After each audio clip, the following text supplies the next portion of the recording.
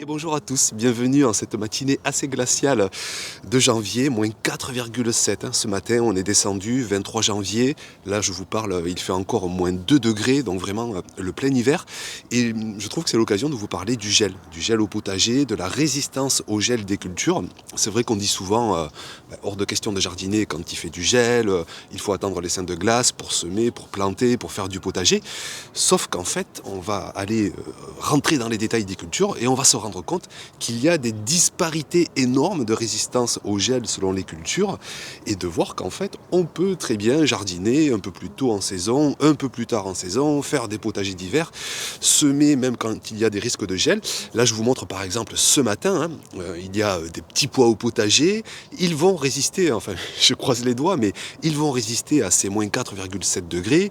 Il y a des fèves aussi, alors elles prennent cher, elles sont recourbées, elles sont presque trop hautes en fait, je les ai semées tard, mais elles sont quand même montées haut parce qu'il a fait doux en décembre, en janvier, donc elles sont presque un peu trop hautes, elles se courbent, mais bon ça va, elles ne sont pas pliées en deux, et elles vont repartir.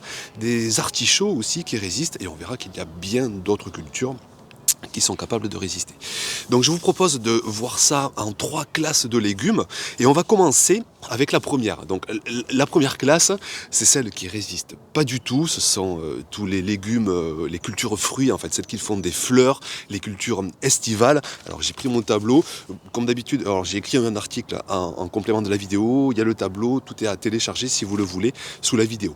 Donc cette première classe de culture, hors de question d'envisager un semis ou une plantation en pleine terre s'il y a un risque de gel, parce que là si ces cultures se prennent moins 4 degrés, c'est terminé, au revoir au cimetière. Donc soit on commence tôt mais sous abri, soit on attend patiemment qu'il n'y ait plus de risque de gel. Donc les aubergines, les concombres, les cornichons, les courges, les courgettes, les haricots. Alors les haricots par exemple, encore l'année dernière je me suis fait avoir. J'ai commencé à semer début avril, le sol commençait à être réchauffé, 10, 12, 15 degrés, sauf qu'il a fait un gel hyper violent, hyper tardif.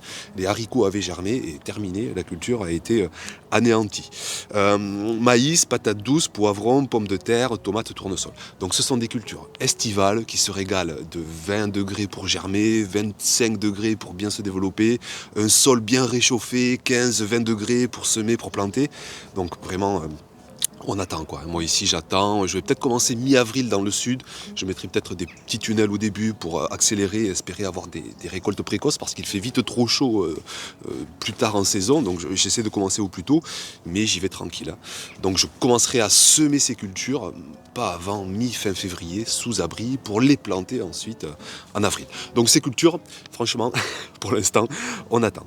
Et ensuite, on va passer dans un deuxième groupe de cultures là qui commence à être un peu intéressant. Ce sont des cultures qui sont capables de résister à des petits gels, des gels allant jusqu'à moins 4 degrés. On prend par exemple les betteraves, les blettes, les céleris, les choux-fleurs, les fèves, les mange-tout, les petits pois que vous avez vus tout à l'heure, les radis, les roquettes. Et là, ce sont des cultures qu'on peut commencer à envisager en dehors des seins de glace, plus tôt dans la saison ou plus tard dans la saison. Et d'ailleurs, ce sont des cultures qu'on commence à voir dans tous les potagers d'hiver dans les régions douces. Moi, dans mes régions, si j'avais mieux réussi mon potager d'hiver, en ce moment, j'aurais encore des betteraves, j'aurais encore des blettes, je pourrais encore avoir des radis, etc. Donc ces cultures, ce qu'on peut faire aussi, c'est les cultiver de façon un peu plus précoce parce que les semis vont pouvoir résister à des petits gels. Après voilà, il faut quand même attendre que le sol soit un minimum réchauffé, qu'il soit entre 5 et 10 degrés en journée, sinon ça ne va pas germer, ça ne sert à rien de semer tôt. Mais moi par exemple sous mon climat, ce sont des cultures, par exemple les petits pois, les fèves, les mange-tout, je vais commencer à les semer dès le mois de février parce que le sol sera un peu réchauffé en journée et parce que je sais que ces semis vont pouvoir encaisser des petits gels. Alors après s'il fait moins 5 degrés, moins 6 degrés, ça peut arriver. Ben, tant pis, je prends un petit peu le risque de perdre ces cultures, mais j'ai 95% de chances de bien les réussir en attaquant dès février. Et sous d'autres climats, à partir de mars, avril, même si les seins de glace ne sont pas encore passés, on peut se permettre quelques folies et essayer de commencer ce deuxième groupe de cultures qui est capable de résister à des petits gels. Et puis on passe ensuite aux champions de la résistance au froid. Ce sont vraiment des cultures qu'on peut faire en plein hiver. Ce sont des cultures qu'on retrouve dans tous les potagers d'hiver sous toutes les régions. Donc les carottes, les choux, alors les choux de Milan, les choux de Bruxelles, c'est vraiment... Et au contraire, on verra tout à l'heure, je vous en parlerai, qu'au contraire, ça peut résister au gel et ça leur donne un meilleur goût encore. Donc les épinards, là j'en ai aussi d'ailleurs des épinards, pareil, ça résiste. Alors, les épinards, on les sème en février, il y a de grandes chances que ça se passe vraiment, vraiment très bien. Les laitues, toutes les salades, les laitues, les mesclun, les scaroles, les roquettes, tout ça, ça résiste grandement. Les navets, les oignons, les poireaux, les radis d'hiver. Donc toutes ces cultures, elles aussi, on peut les semer tôt en saison ou on peut les semer tard en saison en été pour les récolter ensuite durant tout l'hiver.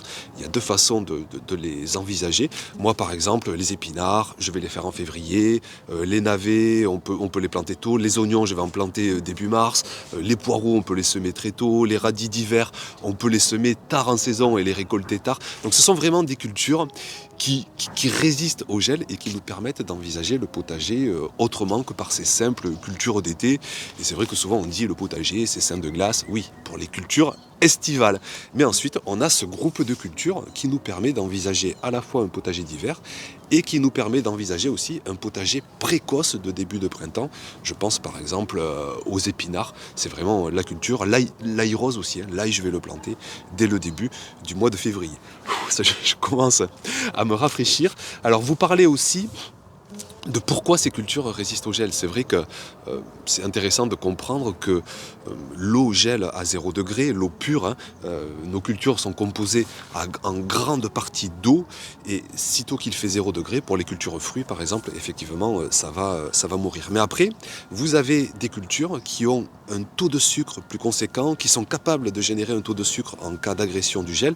Et l'eau sucrée, il faut des températures un peu plus négatives pour que ça gèle. Et ça explique en partie que ces cultures résistent. Après, il y a aussi l'emprise aérienne, des cultures plus aériennes vont être plus sensibles.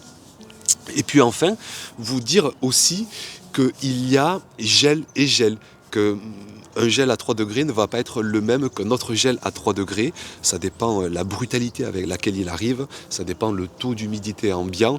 Et parfois des cultures vont mieux résister à un gel à -5 mais très sec qui est arrivé de façon assez douce, hein. Les cultures ont eu le temps de s'acclimater, il a fait 0 avant, -1, -2, puis -3, puis -4. Mais par contre, s'il fait très doux, qu'il fait d'un coup très humide, très froid, là le gel peut être vraiment assez dramatique, même sur des cultures qui étaient censées y résister parce qu'elles n'ont pas eu le temps de s'acclimater. Donc voilà ce que je voulais vous dire dans cette vidéo, vous dire à la fois que oui, le potager c'est avant tout les cultures d'été, celles que font une énorme proportion des jardiniers qui attendent les seins de glace, mais le potager ce sont aussi des cultures de mi-saison et des cultures hivernales qu'il est de bon ton de prendre en main, et on verra dès le mois de février, je vous en reparlerai. Je finis aussi avec les variétés. Vous dire que si on va aller plus loin, on peut descendre à la variété, mais pas de miracle, hein. Vous ne trouverez pas des variétés de tomates, d'aubergines, de melons, de pastèques qui résisteront au gel, hein. Ça ne marchera pas. Après, par contre, pour des laitues, par exemple, on peut descendre à la variété pour aller chercher encore plus de résistance au gel, hein. Par exemple, les laitues d'hiver qui résisteront mieux que des laitues de printemps ou d'été. Donc la variété permet d'affiner, on en reparlera là aussi, mais c'est surtout déjà de comprendre que chaque culture, chaque semis aussi de chaque culture a sa propre résistance au gel. Bon, j'ai les doigts qui justement commencent à geler. Je vous laisse pour aujourd'hui, je vous souhaite une bonne journée et puis à très vite bien sûr pour de prochaines vidéos. Ciao!